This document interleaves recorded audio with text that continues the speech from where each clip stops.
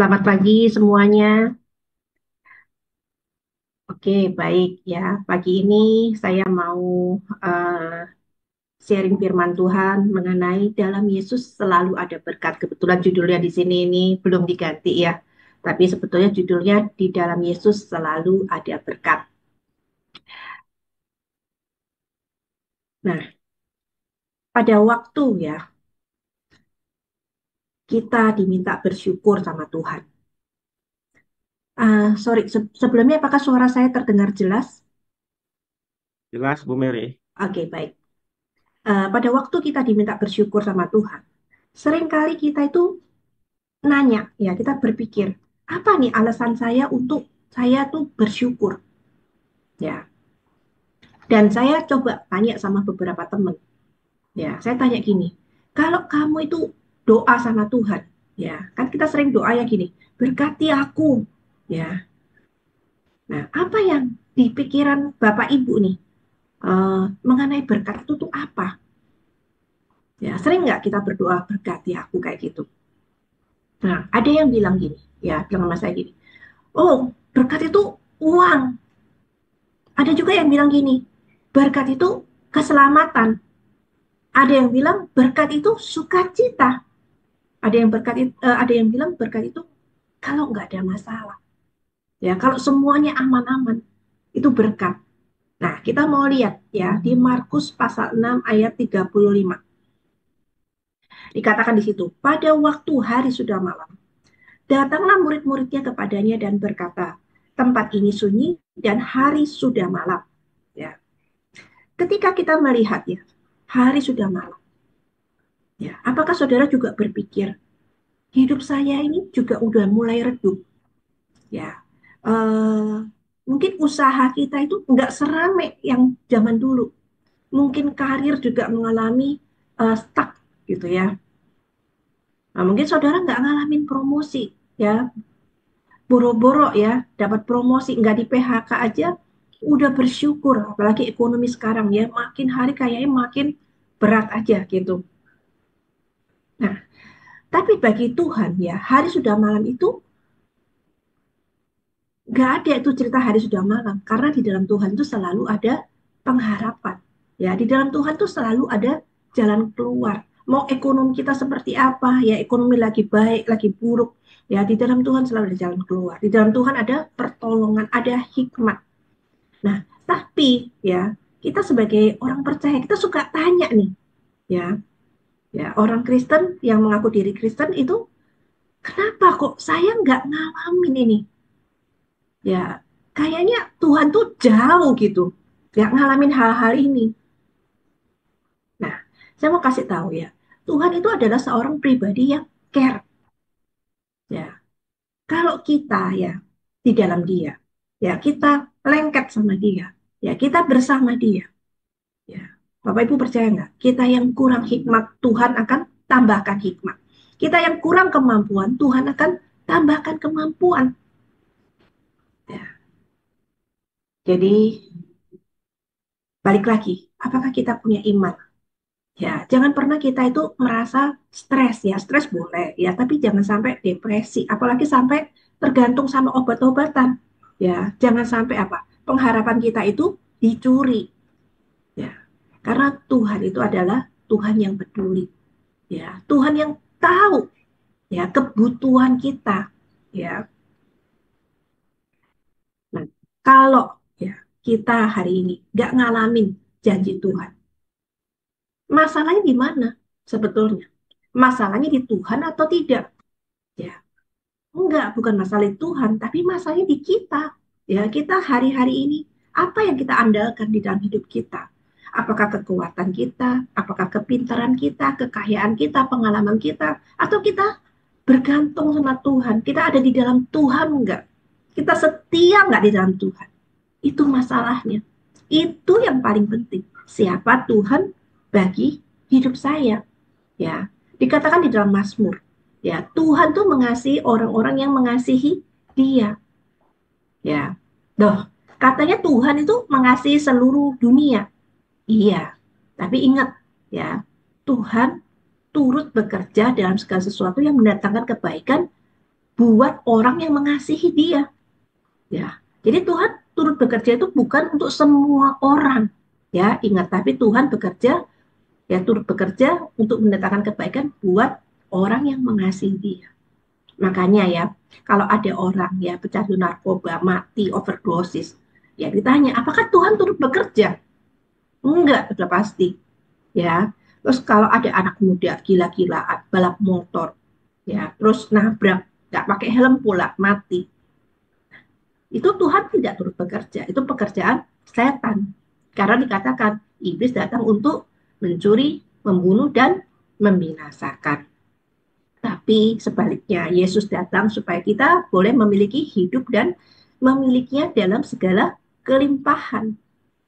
Nah, kalau kita lihat dalam cerita ini ya, orang-orang yang ikut Yesus, ya, kita paham nggak sih orang-orang yang ikut Yesus di dalam cerita 5 roti 2 ikan ini, ya, yang dengerin khotbah Yesus, itu udah ikut Yesus berapa lama? Ya, ada yang bilang 1 hari penuh, ada yang bilang 2 hari, ya, ada yang bilang 3 hari, tapi kemungkinan itu berhari-hari. Ya, mereka ngikut Yesus. Ya, mereka suka banget khotbahnya. Sampai mereka tuh lupa, ya, makanannya udah habis. Kalau zaman dulu orang bawa makanan pakai ransel, ya. Jadi mereka tuh ngikut Yesus, ya, dengerin khotbah. Nah, siapa Tuhan? Ya, kita cek diri kita. Siapa Tuhan bagi hidup kita? Ya, jangankan ya kita berhari-hari, ya. Ya, kadang kita dengar khotbah 1/2 jam aja. Ya, kita rasanya udah gerah, ya, udah gelisah. Ya, itu kita jarang banget ya untuk dengerin khotbah sampai kita lupa waktu. Ya, betul atau betul? Ya. Nah, selalu kita kalau dengar khotbah di hari Minggu ya, kita lihat, waduh, ya, udah jam berapa ini gitu ya. Nah, kita lebih konsen sama hal-hal yang lain daripada sama firmannya. Ya, nanti siang saya mau apa, sore, malam saya mau apa. Ya, kita lebih konsen sama hal-hal itu. Apa kegiatan kita selanjutnya? Nah, Tuhan konsen nggak sih sama hidup kita? Pasti. Ya, Tuhan mau nggak selamatin kita semua? Yes, ya. Tapi pertanyaannya, apakah semua orang tuh selamat? Ya, enggak tentunya. Kenapa? Apakah itu kesalahan Tuhan? Bukan. Ya, itu kesalahan di kita. Problemnya di mana? Di kita. Karena apa? Karena kita lebih fokus sama hal-hal yang lain. Ya, kita tuh di dalam hidup kita tuh kita punya banyak berhala. Ya, makanya apa? Makanya kita tuh gampang ke distract. Ya, kita gampang khawatir, gampang galau. Ya, ada banyak hal dalam hidup kita yang kita lebih suka ya daripada Tuhan. Padahal Tuhan sudah ingatkan ya di dalam 10 perintah Allah. Ya, jangan ada berhala di hadapanku. Ya, bukan karena Tuhan cemburu, Tuhan cemburu itu sudah pasti. Tapi karena dia itu pengen kita tuh mengalami berkat kebaikan dia. Ya, dia pengen yang terbaik buat anak-anaknya kita mengalami ya kasihnya kita ngalamin berkat Tuhan itu. Nah, tapi seringnya apa? Ya, seringnya kita tuh mau pakai pakai diri kita sendiri, ya. Karena hidup bukan mengandalkan Tuhan, tapi mengandalkan kekuatan sendiri. Ya. Nah, coba kita periksa ya diri kita masing-masing hari ini, introspeksi ya. Mengapa kita kok kayaknya nggak mengalami janji Tuhan? Karena apa? Karena kita tuh fokusnya cuma sama janji. Tapi pernah nggak kita fokus sama pribadinya? Kita cuma cinta berkatnya, tapi kita nggak cinta sama yang pemberi berkat. Gitu, ya. Jadi hari ini yang saya mau tekankan, dapat Tuhan itu yang paling penting. Ya, jangan kebalik. Ya, kita cari duit dulu. Nah, Tuhan pelengkap. Tapi Tuhan itu yang paling penting. Ya. Nah, hari ini kita mau belajar. Ada bagian yang menjadi bagian kita dan ada bagian yang menjadi bagian Tuhan. Ya, bagian kita itu apa? Bagian manusia, yaitu melekat sama Tuhan, nempel. Dikatakan kalau kita nempel, baru kita akan berbuah. Tapi kalau kita nggak nempel, kita nggak akan berbuah. Bagian kita adalah melekat sama Tuhan. Kita bikin persiapan bersama Tuhan, perencanaan bersama Tuhan. Bagian Tuhan adalah memberi berkat. Ya, berkat jangan dikonotasikan selalu dengan uang atau materi. Ya, tahukah saudara? Ya, alasan perceraian tertinggi itu bukan cuma di perselingkuhan. Ya, perselingkuhan iya, tapi ada di masalah ekonomi juga. Ya, kita mau baca di Markus 6 ayat 36. Dikatakan di situ, suruhlah mereka pergi supaya mereka dapat membeli makanan di desa-desa dan di kampung-kampung di sekitar ini. Nah, ketika ya murid-murid diperhadapkan dengan orang yang banyak itu yang ikut Yesus sudah berhari-hari yang makanannya sudah habis ya 5.000 orang laki-laki belum perempuan dan anak dan murid-murid itu nggak bisa kasih gitu ya. Biasanya apa yang kita lakukan? Ya, apa yang murid-murid lakukan? Mereka tuh cenderung menyerah ya dan excuse ya, memaafkan diri. Oh ya, saya nggak bisa kasih. Padahal apa? Tuhan di situ mau buat mujizat. Ya. Nah, Yesus dan murid-muridnya di dalam cerita ini itu mengalami apa ya? Mengalami hal yang sama. Dia melihat kebutuhan orang yang banyak, ya, kebutuhan yang besar. Tapi di sini kita lihat ya, respon Yesus dan murid-murid itu beda. Ya, kita mau lihat apa respon murid-murid. Respon murid-murid itu apa? Suruh mereka pergi. Ya, cari tuh makanan di desa-desa dan di kampung-kampung. Tapi Yesus ya mau pakai kondisi itu untuk memuliakan nama Tuhan. Kadang kita nggak bisa ya menghilangkan kebutuhan atau tantangan di sekitar kita. Ya, kita lihat nggak teman kompak kita, teman komsel kita, teman gereja kita, ya, atau orang-orang di sekitar kita, tetangga, sanak saudara, family, ya, kita nggak bisa tutup mata. Ya, kita lihat gitu. Pertanyaannya, apakah ada belas kasihan? Apakah kita peduli nggak sama kebutuhan orang lain? Dan apakah kita punya iman nggak?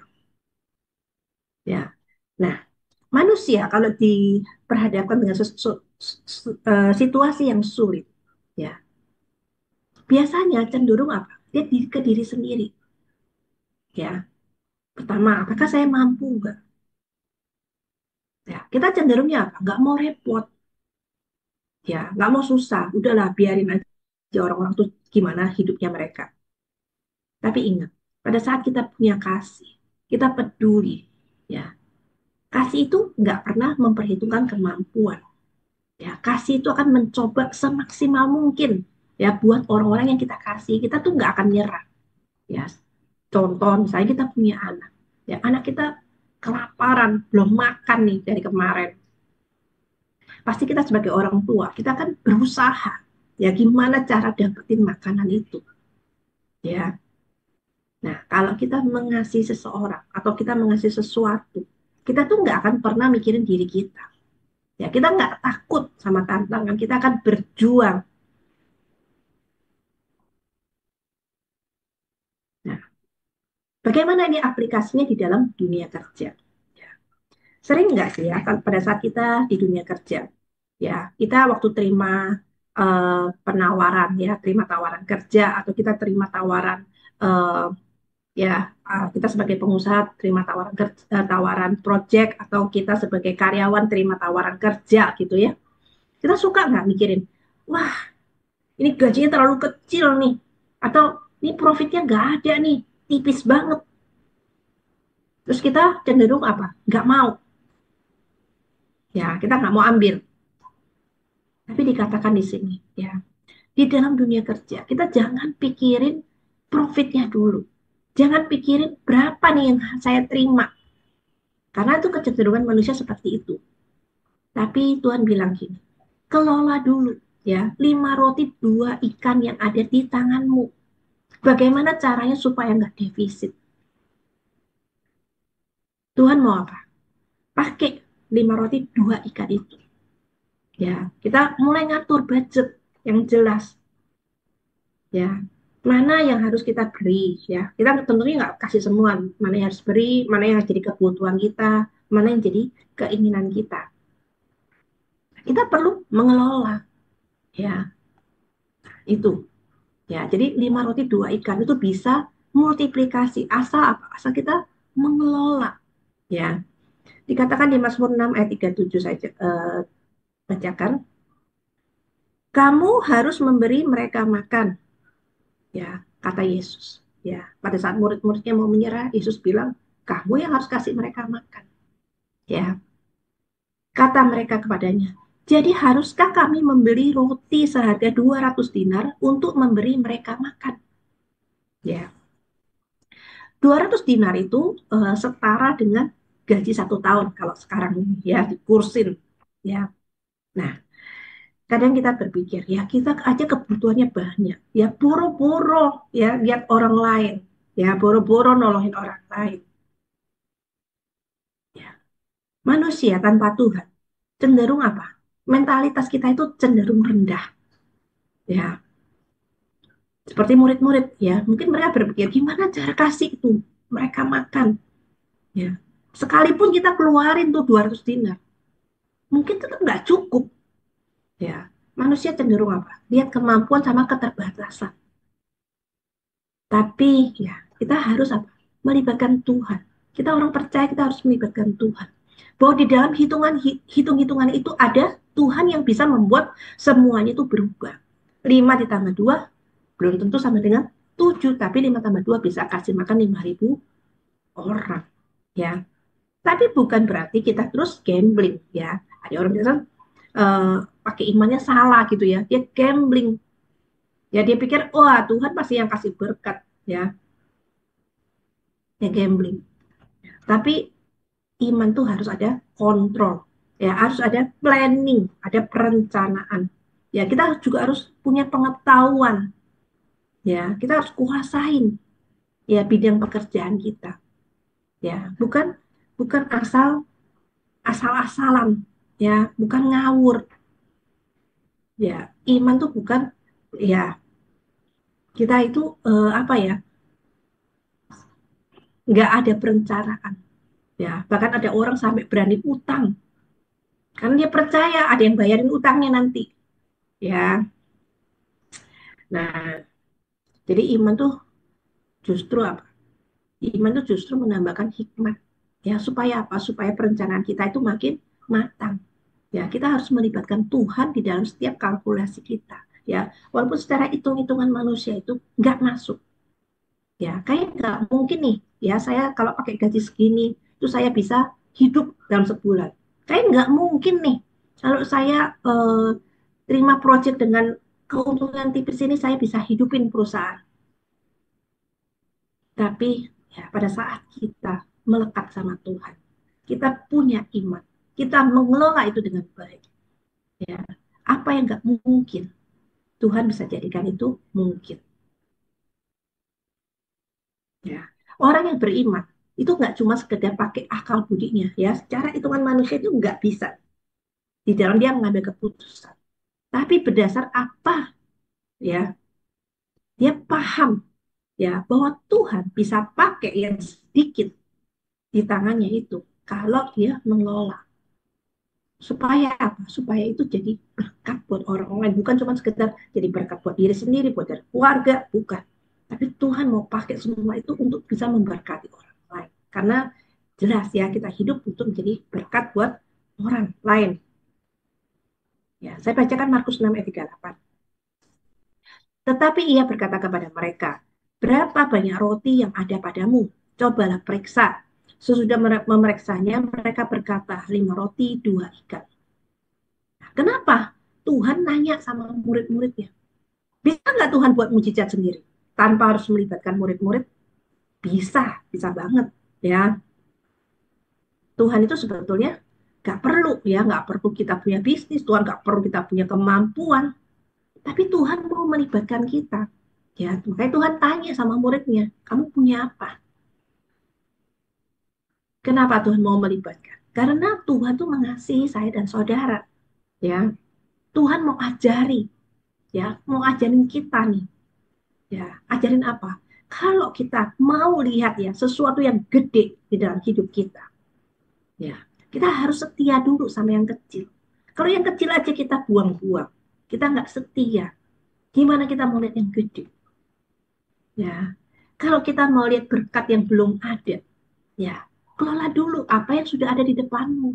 Ya, di depanmu punya apa? Itu kelola dulu dengan baik. Ya, jangan muluk-muluk. Kelola dulu apa yang di depan.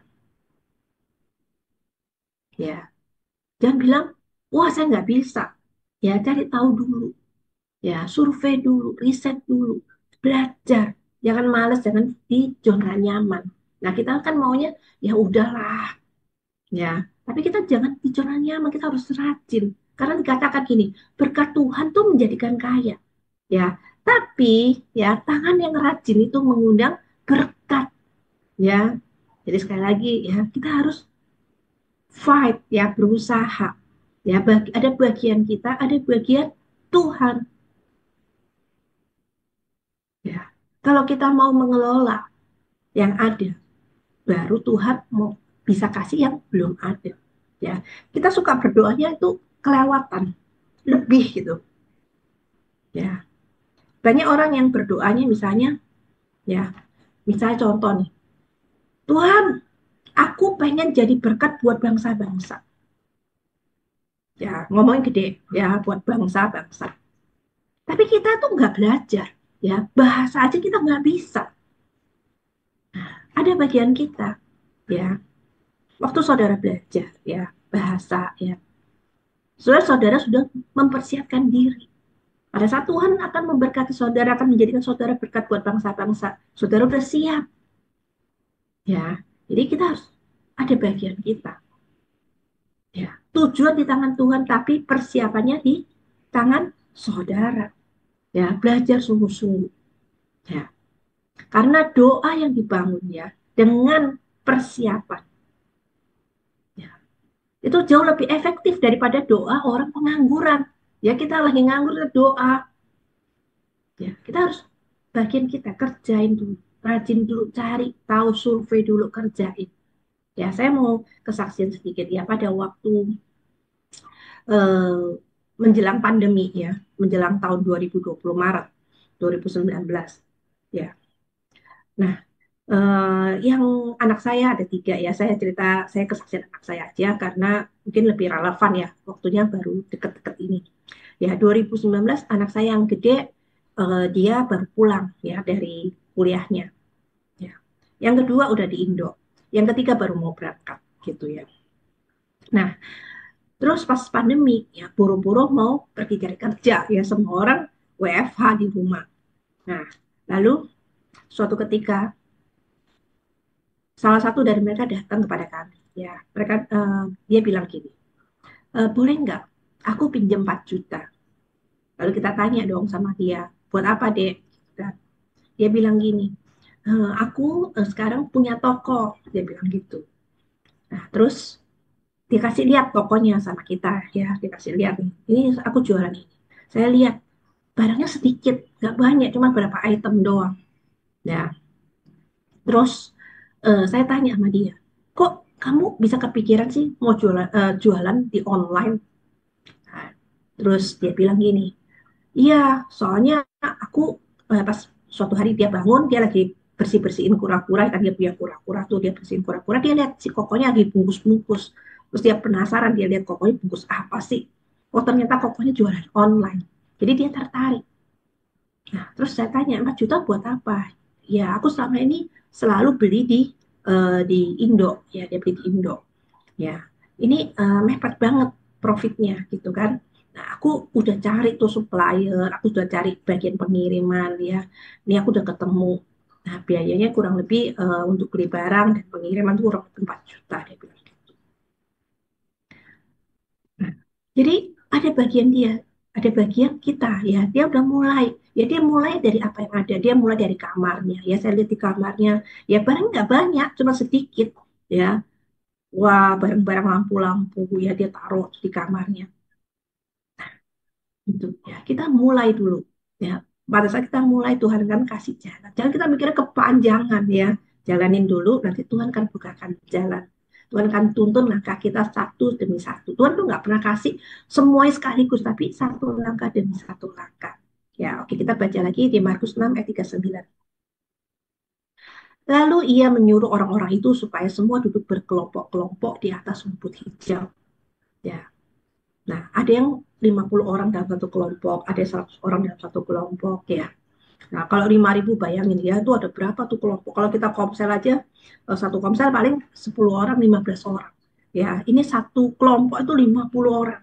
Ya, ada 100 kelompok 5.000 orang. Belum laki-laki, belum perempuan dan anak-anak. Bayangin betapa besarnya. Ya, padang rumputnya gede banget. Ya, kenapa Tuhan suruh mereka duduk berkelompok? Karena Tuhan sedang mengajarkan, ya, harus ada keteraturan, harus ada ketertiban, ada urutan.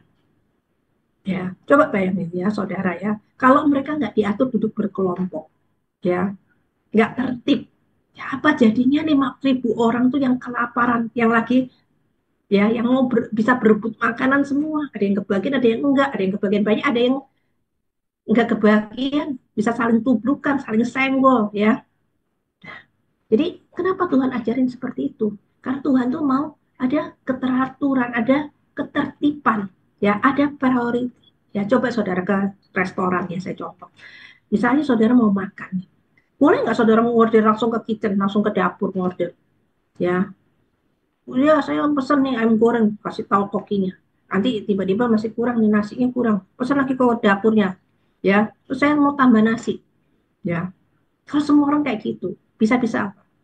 Ya bisa-bisa nggak kebayar, bisa-bisa salah kirim makanannya, koknya lupa dia lagi masak, tiba-tiba digangguin, ya, mau tambah nasi, mau tambah ayam, orang marah-marah nggak dikirim-kirim, koknya nggak konsen ya, nanti makanan jadi keasinan gitu ya. Nah, yang benar apa? Harus tertib ya, kita harus ngordernya ke waiter, nanti waiter itu akan atau kita ngorder lewat scan sekarang ya, musimnya scan, nanti kita pencet-pencet ya, waiter juga pencet-pencet. Dan nanti hasil pencetannya itu masuk ke dalam dapur, masuk ke dalam kasir, nanti ada yang bagian menyiapkan ya bahan-bahannya, jadi koki tinggal eksekusi dan dikirimkan ke si apa si customernya gitu ya. Jadi ada urutan semua, jadi bukan langsung main tabrak. Nah, apakah kita ada keteraturan enggak ya. Nah, jadi semua tuh harus ya ada keteraturan ya, nggak bisa berantakan ya.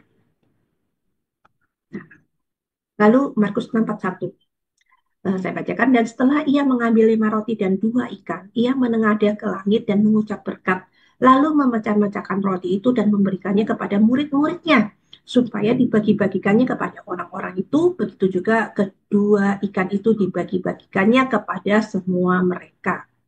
Nah, Yesus di sini kasih contoh, dia menengadah ke langit.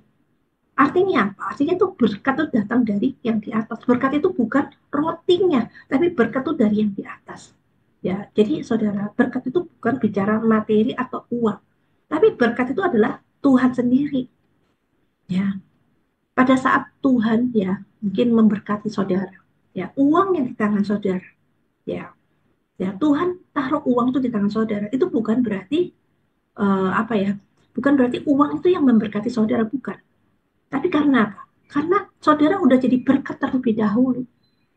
Ya, pada saat saudara jadi berkat, sebagian dari berkat itu akan dikembalikan dalam wujud uang, ya, sebagian lagi dalam bentuk wujud pujian, ya, penghargaan, ya, kalau di asuransi, ya. Nah, seperti itu. Tapi kita jangan cari-cari dulu hal-hal yang itu, kita cari uangnya, cari pujiannya, cari penghargaannya, nggak usah. Tapi bagaimana kita fokus, kita bisa jadi berkat, ya. Nah, kita cek diri kita, apakah selama ini kita udah jadi berkat enggak? Ya, kita sebagai orang yang usaha, apakah kita udah jadi berkat enggak buat supplier kita, buat customer kita, ya, buat karyawan kita, staff kita, buat orang sekitar kita, kita yang sebagai karyawan, sudahkah kita jadi berkat buat bos kita, bawahan kita, rekan kerja kita, dan semua orang sekeliling kita yang berhubungan sama kita. Nah, kalau kita jadi berkat, ya, itu fokusnya. Jangan pikir uang. Ada orang ya mikirnya cuma uang dan uang gitu ya. Tapi fokusnya adalah bagaimana kita jadi berkat. Ya, kalau Tuhan berkenan dalam kehidupan saudara, ya Tuhan akan tambahkan itu sama saudara. Ya, nah makanya Yesus menengadah ke atas. Ya, berkatnya datang dari Bapa. Lalu dia memberkati roti itu dan roti itu bisa multiplikasi. Ya, kita lihat ya contoh dalam Alkitab Lot. Lot pergi ke Sodom dan Gomora. Abraham pergi ke tanah yang tandus yang sekarang dikenal di Timur Tengah sebagai Israel, tanah perjanjian. Ya, Tuhan bisa ubahkan ya itu menjadi berkat. Ya, jadilah berkat terlebih dahulu. Dan mau baca yang terakhir, Markus 6:42 sampai 44. Dan mereka semuanya makan sampai kenyang. Kemudian orang mengumpulkan potongan-potongan roti 12 bakul penuh selain daripada sisa-sisa ikan. Yang ikut makan roti itu ada 5.000 orang laki-laki. Nah, Saudara bisa bayangkan ya kalau 50 orang ya satu komsel 50 orang belum laki-laki belum perempuan belum anak-anak gitu kan. Nah, itu komselnya tuh ada 100 komsel kumpul jadi satu. Itu berapa besarnya itu. Dan roti yang 12 bakul kalau kita lihat tuh banyak, tapi kalau kita lihat kalau itu bertebaran di mana-mana mungkin nggak kelihatan. Ya, tapi Tuhan bilang kumpulin itu. Ya, apa yang kita pelajari dari situ? Ya, itu apa ya? Nggak ada sisa ya kita nggak boleh ada penghamburan, nggak boleh kita menyia-nyiakan ya. Ya Tuhan suruh kumpulin potongan roti itu ya itu bukan pelit tapi hemat ya. Yesus ya pengen kita belajar ya jangan kita menyia-nyiakan ya walaupun sedikit ya. Ada orang yang baru kaya sedikit udah jor-joran udah pamer ya bukan masalah foya-foya bukan jor-joran tapi kita hargai sekecil apapun itu kita hargai ya. Jangan kita tuh apa pengeluaran juga berlebihan ya kita terintimidasi sama tetangga tetangga punya apa kita juga pengen punya ya kita terintimidasi sehingga kita tuh pamer. Nah itulah ya prinsip-prinsip yang kita harus punya ya di dalam kehidupan kita ya. Itu saja mungkin kita mau tutup dalam doa. Tuhan terima kasih Tuhan buat pagi ini Tuhan hambamu sudah selesai tapi hamba percaya setiap firman yang sudah ditabur juga akan terus bertumbuh di dalam hati setiap pendengar anak-anakmu di tempat ini Tuhan. Tuhan kalau hari ini ada anak-anakmu Tuhan yang mengalami kesulitan Tuhan. Tuhan Engkau tahu Tuhan apa yang menjadi kebutuhan mereka. Tuhan Engkau adalah Allah yang peduli Tuhan. Engkau mau Tuhan memberkati mereka Tuhan. Memberkati mereka secara rohani dan jasmani Tuhan. Tuhan, kami mau serahkan setiap anak-anakmu, biar setiap anak-anakmu boleh terus mendekat kepadamu, boleh terus bergantung kepadamu, mengandalkan Engkau Tuhan di dalam hidup mereka Tuhan. Biar mereka Tuhan boleh melihat Engkau sebagai Tuhan dan Juru Selamat Tuhan. Biar mereka terus Tuhan hidup terus takut akan Engkau Tuhan.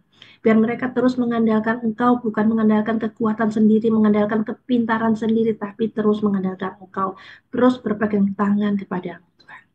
Tuhan, kami mau serahkan setiap anak-anakmu di tempat ini di dalam tangan. Di dalam nama Tuhan Yesus kami berdoa dan mengucap syukur. Amin. Terima kasih.